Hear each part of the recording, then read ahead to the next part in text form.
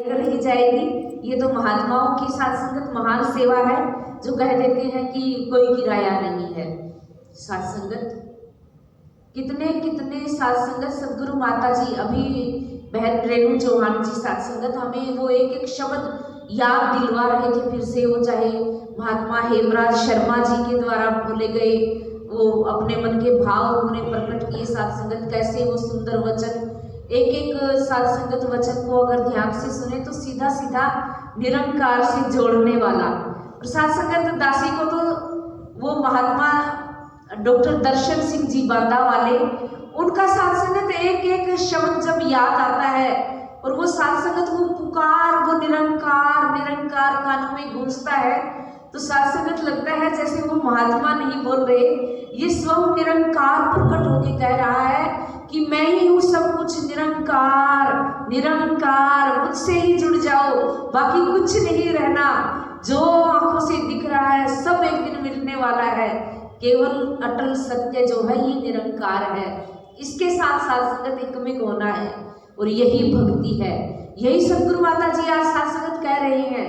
साथ संगत उस दिन जब महात्मा हेमराज शर्मा जी बोल रहे थे साथ संगत, वो ऐसी ऐसी बातें साथ संगत कि किसने रोका है इनकी बात मानने से। हम हर रोज कह देते हैं कि सदगुरु माता जी आप जैसा चाहते हैं वैसा मेरा जीवन बन जाए, मुझे ये भी पता है कि ये क्या चाहते हैं। और फिर साथ संगत ये तो बार बार कह रहे हैं कि बन जाओ, ऐसा जीवन बना लो, फिर कौन रोक रहा है। साथ संगत मेरी मनमत ही रोक रही है। साथ संगत हम देखते हैं तेल और पानी दोनों लिक्विड होते हैं, लेकिन साथ संगत अगर तेल को पानी में डाला जाए तो वो साथ संगत आसानी से मिलता नहीं है, ऊपर ऊपर तैरता रहता है। साथ संगत अगर किसी बहुत अगर थोड़ा सा तेल है थोड़ा सा पानी है, उसको किसी चीज से बार बार हम हिलाते रहे तो साथ संगत एक ऐसा टाइम आता है कि लगता है जैसे दोनों मिल गए हैं। लेकिन अगर फिर उनको कहीं गर्म जगह पे रखा जाए, साथ संगत धूप में रख दिया जाए, तो फिर से वो तेल अलग हो जाता है और पानी अलग हो जाता है। ऐसे ही साथ संगत जो रूह इसके रंग में रंग गई है वो तो इसके साथ एकमिक हो गई है। वो शरीर में रहते रहते भी और शरीर छूटने के बाद भी फिर वो मोक्ष की प्राप्ति हो जाती है। लेकिन साथ संगत अगर मैं अपना होने का एहसास मन में भाव बना के या साथ संगत ये सोच के कि मैं कुछ बन गया हूँ, फिर मैं संगत में आती हूँ, तो साथ संगत फिर तो मैं तेल की तरह इसमें एकमिक नहीं हो पाऊंगी, ना फिर साथ संगत मोक्ष की भागीदार बनूंगी। फिर तो साथ संगत मैं, क्योंकि मैंने खुद को अपने आप को एक दायरे में बांध लिया है और ब्रह्म ज्ञान है सभी दायरे तोड़ने का साधन। साथ संगत कोई दायरे नहीं है। जब ब्रह्म ज्ञान दिया तो हमें बता दिया कि दाएं तू है, बाएं तू है, ऊपर तू है, नीचे तू, आगे तू, पीछे तू, दसों दिशाओं में तू ही है और कुछ नहीं है। साथ संगत जब ब्रह्म ज्ञान कक्ष में बैठे तो जो ज्ञान देने वाले महात्मा थे उन्होंने ये भी कहा था साथ संगत की हाथ चला के देखो इसके अंदर कैसे, कहाँ हाथ चल रहे हैं, कहाँ आप बैठे हो। जब ये बात पूछी तो साथ संगत उस टाइम तो कह दिया कि हाँ इसी में बैठे हैं। लेकिन साथ संगत जब मैं इसको भूलती हूँ तो साथ संगत ये इतना करीब होते हुए भी मुझसे कोसों कोसों दूर हो जाता है।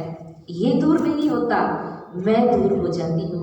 क्योंकि साथ संगत वो धान का हम कितनी बार उदाहरण देते हैं कि जो धान के ऊपर से छिलका उतर जाता है वो चावल साथ संगत फिर उसका जन्म नहीं होता, क्योंकि वो आवरण ऊपर से हट गया।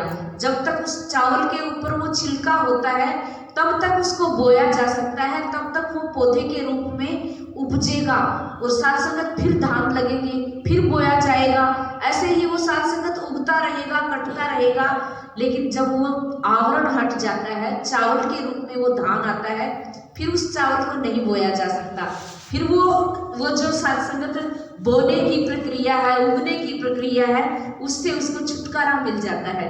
ऐसे ही साथ संगत ये आत्मा है, इसके ऊपर जब तक ये माया का आवरण चढ़ा रहेगा, चाहे हमने ब्रह्म ज्ञान ले लिया, हम सत्संग में भी आ रहे हैं, लेकिन अगर साथ संगत सत्संग में सुनी हुई बातों को माना नहीं, प्रैक्टिकल करके नहीं देखा। साथ संगत एक डॉक्टर होता है, डॉक्टर को 5 साल तक MBBS करता है, सारी पढ़ाई पढ़ा दी जाती है, लेकिन साथ संगत उसको पेपर देते ही, जैसे ही उसने MBBS किया, डिग्री हासिल की और उसको कह दिया जाए कि चलो ऑपरेशन करो, अगर साथ संगत उसने प्रैक्टिकल किया ही नहीं तो साथ संगत वो किसी का ऑपरेशन नहीं कर सकता।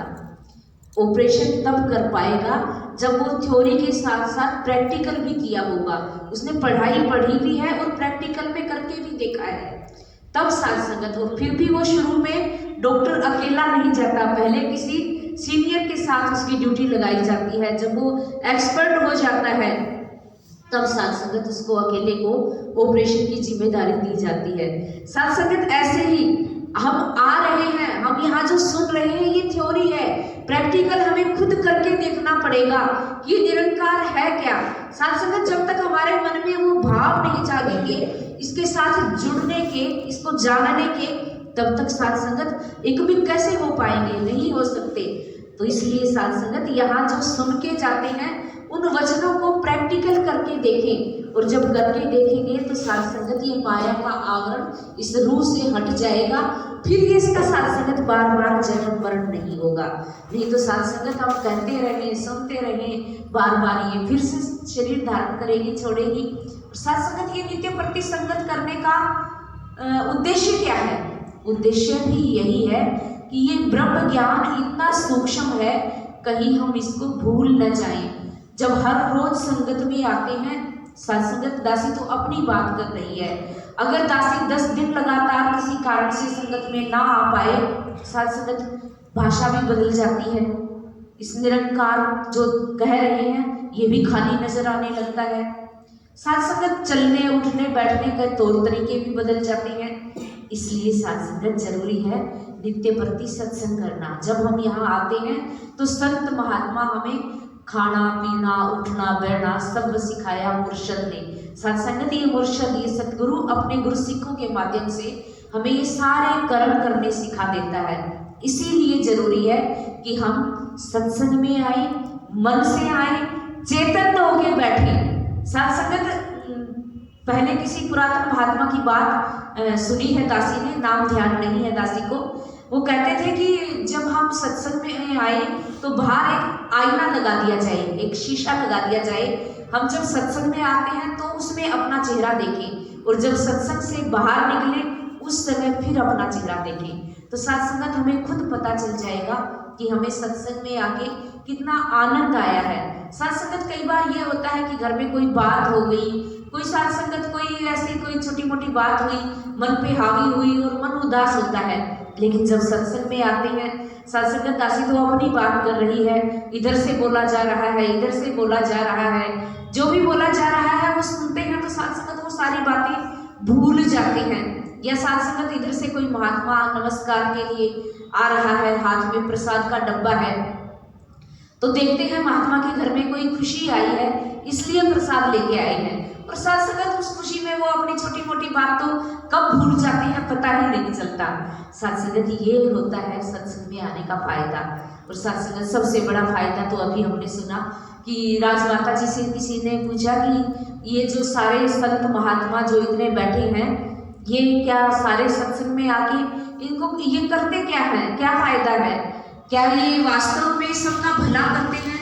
तो कहा गया कि ये किसका भला करते हैं मुझे नहीं पता, लेकिन मुझे इतना जरूर पता है कि जो संत महात्मा हर रोज सुबह सुबह सत्संग में आते हैं वो कम से कम किसी का बुरा तो नहीं कर सकते। साथ संगत यही बहुत बड़ी बात है। नहीं तो साथ संगत आज देखते हैं हम संसार में कैसे हालात हैं, हर कोई साथ संगत वो अपने ही घर को साथ संगत इसलिए साथ संगत नुकसान पहुंचा बैठते हैं कि साथ संगत मेरी चार दीवारी है, इसकी छाया में पड़ोसी की गाय बनती है। ये तो हर रोज ना इसने खर्चा लगाया ना इसने कुछ मेहनत की, इसकी गाय को तो बिना बात में छाया मिल रही है, कल देखना मैं मेरी दीवार ही गिरा दूंगी, देखती हूँ फिर ये अपनी गाय को कौन सी छाया में बांधेगा। साथ संगत आज संसार के ये हालात हैं। साथ संगत वो गाय तो उस जगह नहीं किसी दूसरी जगह बन जाएगी, लेकिन दीवार तो मेरी अपनी गिरी। कहने का भाव साथ संगत कि जब मैं किसी दूसरे का बुरा सोचती हूँ तो उसका बुरा होगा कि नहीं होगा मुझे नहीं पता, लेकिन जिस टाइम मैंने सोचना शुरू किया मेरा तो वही टाइम साथ संगत बर्बाद हो गया, क्योंकि इस निरंकार के एहसास में तो कोई ऐसा सोचेगा ही नहीं। जब